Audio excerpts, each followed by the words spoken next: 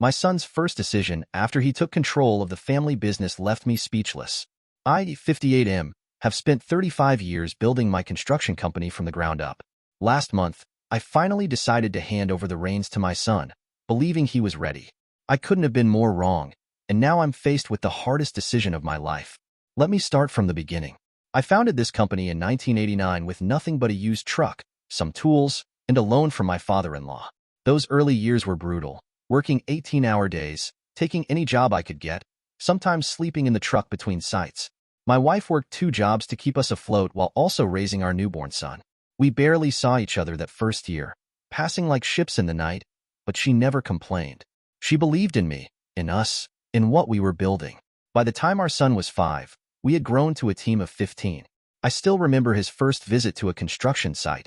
He was fascinated by the machinery, asking endless questions about every piece of equipment. As he grew up, he spent every summer working different jobs in the company. Started at 16 sweeping floors and organizing the tool shed, then gradually moved up to more responsible positions. I wanted him to understand the business from the ground up, just like I had. He was a natural, sharp as a tack, with an instinct for numbers that I never had. When he came back from college with his business degree, he started introducing new systems, streamlining our bidding process, implementing project management software that saved us thousands of man-hours. After he finished his MBA, he restructured our finance department and secured better terms with our suppliers. Our profits increased by 25% in just 2 years. I was so proud. Here was my son, taking everything I'd built and making it better. He had the education I never got, the sophisticated understanding of modern business practices that sometimes went over my head. When he talked about industry trends and market dynamics in board meetings, I'd catch myself grinning like an idiot. That's my boy, I'd think. The decision to hand over control wasn't sudden. About 6 months ago, I had a health scare, nothing major, but enough to make me think. My blood pressure was through the roof, and my doctor didn't mince words. "Slow down," he said, "or you won't be around to enjoy your grandkids." My wife had been pushing me to step back for years, worried about the toll the stress was taking on my health. Looking at the company's performance under my son's influence, it seemed like the perfect time. He knew every aspect of the operation, had the respect of the board, and had proven himself time and again. The transition plan was set for 6 months, but he was doing so well that we moved it up to 3. The handover ceremony was everything I dreamed of. We held it in the main warehouse, cleared out and decorated for the occasion. All 200-plus employees were there, along with their families. People who'd been with us through thick and thin, who'd helped build this company from nothing. My old friend and first employee introduced me, telling stories about the early days that had everyone laughing. When I got up to speak, I could barely keep it together. I talked about legacy, about how a company is more than just profits and buildings. It's about people, about trust, about building something that lasts. I spoke about how proud I was to pass the torch to my son, knowing the company would be in good hands. My son's speech was perfect. He talked about honoring the company's traditions while embracing innovation, about respecting our history while building for the future. He mentioned specific employees by name, thanking them for their mentorship over the years. I saw people wiping away tears. My wife squeezed my hand so hard it hurt. Our daughter, 28F, who runs our HR department, was beaming with pride. The first few days were smooth sailing. My son had already been handling most day-to-day operations, so the transition seemed seamless. I started coming in later, leaving earlier, actually making it home for dinner with my wife. For the first time in decades, I felt like I could breathe. Then came the emergency board meeting. I knew something was up when I saw the consultants filing into the boardroom. Sharp suits, laptops, the kind of people who've never set foot on a construction site. My son had hired them months ago, apparently, to do a complete operational analysis of the company. What followed was a 2-hour presentation that felt like a knife to my gut. Charts, graphs, and spreadsheets showing how our inefficiencies were costing us millions. Comparisons with competitors who had already automated their operations. A comprehensive plan to streamline our workforce. The numbers were staggering. 40% of our workforce marked for elimination. Entire departments to be replaced with software systems. Outsourcing plans for maintenance and support functions. Even our longtime shipping manager, who'd been with us for 23 years, was on the chopping block. As my son presented, I kept looking at the photos on the boardroom walls. There was one from our first major project completion, a school gymnasium we built in '92. The shipping manager he wanted to fire had worked 3 days straight to get materials to the site when our supplier went bankrupt mid-project. The site supervisor he planned to replace with an automated system? She'd saved us hundreds of thousands by catching critical design flaws before construction began. The human cost was devastating. I did quick mental math. At least 80 families would be affected. People with mortgages, kids in college, medical bills. Some had been with us so long they couldn't even put together a resume. They'd never needed one. But the business case was solid. I had to admit that. The projected cost savings were significant. Automation would reduce human error, increase efficiency, standardize operations.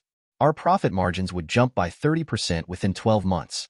The ROI calculations were impeccable. The board members were nodding along, impressed by the thoroughness of the plan. One of them called it visionary. Another praised my son's bold leadership. I felt sick to my stomach. When I finally spoke up, my voice was barely steady. I talked about loyalty, about the institutional knowledge we'd lose, about our responsibility to the people who had helped build this company. My son's response cut deep. Dad, this is exactly why I needed full control. Your emotional attachment to employees is holding us back. This isn't about feelings. It's about survival in a changing industry. The meeting ended with tentative approval for the plan, pending final documentation. As people filed out, my son was already on his phone, setting up meetings with HR to begin the process. He didn't even look at me. That night was one of the longest of my life. I sat in my study until dawn, going through old company photos and records. Found the guest list for my son's 5th birthday party. Half the kids there were children of employees he now wanted to fire. Came across handwritten birthday cards from teams on various sites, congratulating me on my 50th birthday.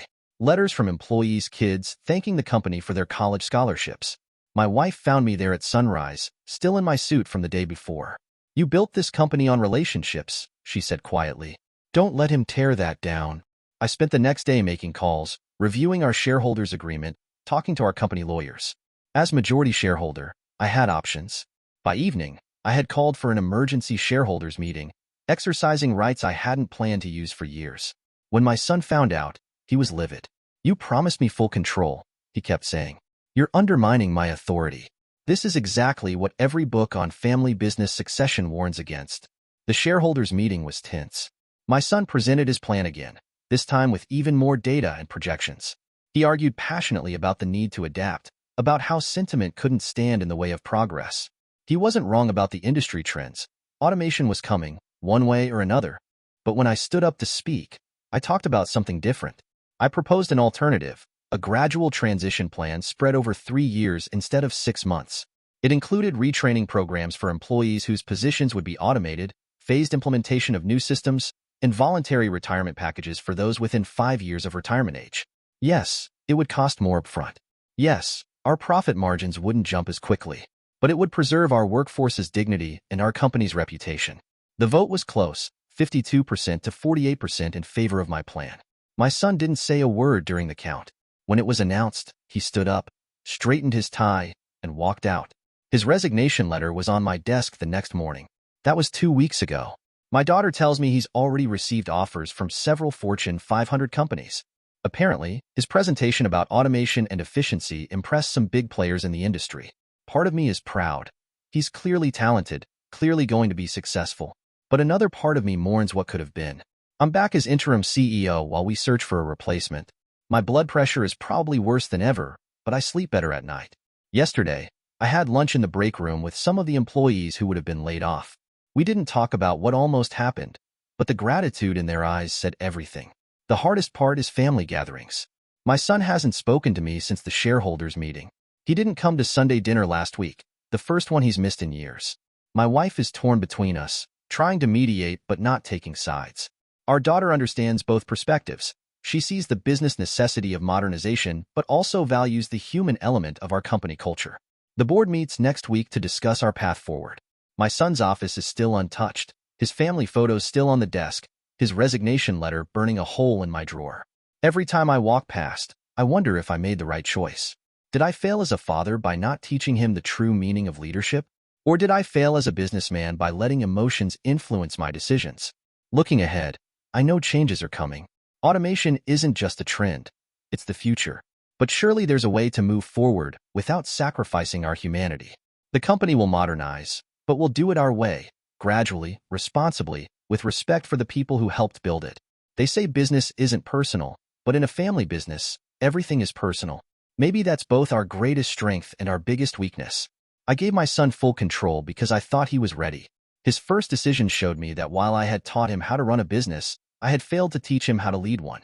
The construction industry might be changing, but some things shouldn't, like the value of loyalty, the importance of community, and the understanding that a company's worth isn't just measured in profit margins. I just hope that someday my son will understand that too. Thank you for watching.